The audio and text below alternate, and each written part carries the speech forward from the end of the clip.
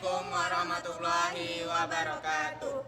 Baiklah, izinkan kami untuk mempresentasikan hasil diskusi kami dengan judul materi New Public Management yang beranggotakan saya sendiri Windy Maharani, Angki Prajoni, dan Tasya Nurmedina.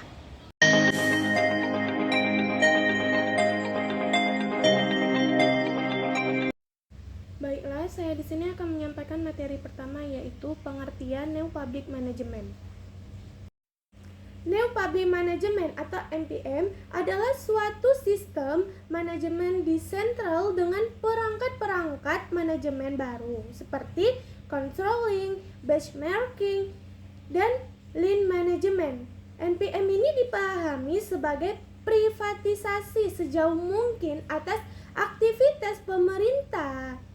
NPM secara umum dipandang sebagai suatu pendekatan administrasi publik yang menerapkan pengetahuan dan pengalaman yang diperoleh dalam dunia manajemen. Yang diperoleh dalam dunia manajemen ini seperti bisnis dan disiplin yang lain untuk meningkatkan efisiensi keefektivitasan kinerja pelayanan publik pada birokrasi modern. Nah, alasan munculnya teori manajemen ini yang pertama yaitu adanya administrasi publik tradisional. Administrasi publik tradisional ini telah gagal mencapai tujuannya secara efektif dan efisiensinya perlu diubah menuju orientasi yang lebih memusatkan perhatian pada pencapaian hasil kinerja dan akuntabilitasnya. Yang B ini adanya dorongan kuat untuk mengganti tipe birokrasi klasik yang kaku menuju kondisi organisasi publik, kepegawaian, dan bekerja ke arah yang lebih fleksibel. Nah, yang C ini perlunya menetapkan tujuan organisasi dan pribadi secara lebih jelas dan ditetapkan. Ya, tolak ukur keberhasilan kinerja melalui indikator kerja.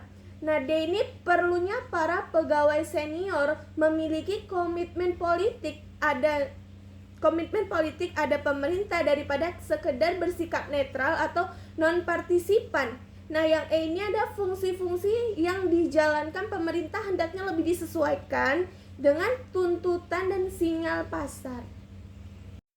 F. Adanya kecenderungan untuk mereduksi peran dan fungsi pemerintah dengan melakukan kontak kerja dengan pihak lain dan privatisasi. Nah, dari 6 alasan di atas ditambahkan oleh Martin Minogue tahun 2000 dengan menyebutkan adanya 3 tekanan yang menyebabkan perlu adanya perubahan paradigma menuju ke public management, yaitu yang pertama, semakin membesarnya anggaran pemerintah. Yang kedua, rendahnya mutu kinerja pemerintah. Yang ketiga, adanya nilai ideologi yang bersifat konfliktif terhadap perubahan paradigma pemerintahan. B. Karakteristik dan prinsip New Public Management. Yang pertama, karakteristik New Public Management. Karakteristik New Public Management menurut Hood, konsep New Public Management memiliki 7 komponen utama, yaitu A. Manajemen profesional di sektor publik. New Public Management menghendaki organisasi sektor publik dikelola secara profesional. Adanya standar kinerja dan ukuran kinerja. B. New Public Management mensyaratkan organisasi memiliki tujuan yang jelas dan adanya penetapan target kinerja. Yang C. Penekanan yang lebih besar terhadap pengendalian output dan outcome dalam konsep New Public Management. Semua sumber daya organisasi harus diarahkan untuk mencapai target kinerja. D. Pemecahan unit-unit di sektor publik model organisasi. Sektor publik tradisional sangat dominasi organisasi birokrasi. E. Menciptakan persaingan di sektor publik. Doktrin New Public Management menyatakan organisasi sektor publik mengadopsi mekanisme pasar dan menciptakan persaingan. F. Pengadopsian gaya manajemen di sektor bisnis ke dalam sektor publik. Konsep New Public Management ini berasumsi bahwa praktik manajemen di sektor swasta jauh lebih baik dibandingkan manajemen di sektor publik. lainnya. Yang G, penekanan pada disiplin dan penghematan lebih besar dalam menggunakan sumber daya. Baiklah, materi selanjutnya akan disampaikan oleh Tasya Nurmedina. Baiklah, saya akan melanjutkan materi dari Windy Maharani, yaitu prinsip New Public Management by Holt 1991. Yang A yaitu lebih berfokus pada manajemen bukan kebijakan. Yang B adanya standar yang jelas dan dilakukannya pengukuran terhadap kinerja yang dicapainya. Yang C yaitu yang lebih besar pada pengendalian atas hasil output bukan pada prosedur. Yang D pergeseran ke arah adanya tingkat persaingan yang lebih besar di dalam sektor pelayanan publik. Yang E, penekanan pada pengembangan pola-pola manajemen sebagaimana yang dipraktekkan pada sektor swasta untuk mendukung perbaikan kinerja pelayanan publik. Yang F, adanya pergeseran ke arah pemecahan ke dalam berbagai unit organisasi yang lebih kecil ke dalam sektor pelayanan publik.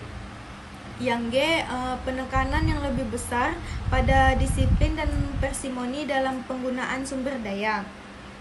Selanjutnya yaitu ada paradigma NPM melihat bahwa paradigma manajemen terdahulu kurang efektif dalam memecahkan masalah dalam memberikan pelayanan kepada publik. Karena itu Vigoda dalam Keban 2005-34 mengungkapkan bahwa ada 7 prinsip NPM, yaitu yang pertama pemanfaatan manajemen profesional dalam sektor publik, yang B penggunaan indikator kinerja, yang C penekanan yang lebih besar pada kontrol output, yang D pergeseran perhatian ke unit-unit yang lebih kecil, yang E pergeseran ke kompetisi yang lebih tinggi, yang F itu penekanan gaya sektor swasta pada penerapan manajemen. Baiklah, materi selanjutnya akan disampaikan oleh Pangki. Oke, baiklah, saya akan melanjutkan materi yang D, yaitu kritik dan masalah penerapan terhadap New Public Management. Yang pertama itu kritik terhadap NPM itu terbagi menjadi 2. Yang pertama itu adanya perbedaan besar antara kekuatan pasar dan kepentingan masyarakat. Dan yang B, masyarakat dianggap hanya sebagai konsumen semata yang menyebabkan masyarakat ini dijauhkan dari partisipasi. Akibatnya terjadinya krisis identitas pada sektor publik dan ada juga akibatnya yang tentang berkurangnya kepercayaan publik kepada pemerintahan, dan yang terakhir yaitu restrukturisasi hubungan masyarakat dengan pemerintahan dalam pelayanan publik. Dan selain adanya kritik terhadap NPM, dan ada juga masalah penerapan NPM di negara berkembang seperti contohnya negara Indonesia ini. Yang pertama itu NPM menerapkan mekanisme pasar atas kebijakan publik sehingga kurang tepat diterapkan di negara berkembang karena pengalaman tentang ekonomi pasar masih sedikit. Dan yang B, permasalahan privatisasi perusahaan-perusahaan publik. Dan yang C itu perubahan birokrasi ke mekanisme pasar apabila tidak hati-hati akan banyak mengakibatkan korupsi. Dan yang D, adanya permasalahan kelembagaan. Dan yang terakhir itu adanya keengganan untuk berpindah ke modal pengontrakan dalam pemberian pelayanan publik jika aturan dan pengukuhan tidak kuat. Oke, hanya itu yang dapat saya sampaikan. Saya kembalikan lagi kepada moderator. Baiklah, hanya ini materi yang dapat kami sampaikan. Lebih dan kurangnya kami mohon maaf. Wabillahi taufiq wal hidayah. Wassalamualaikum warahmatullahi wabarakatuh.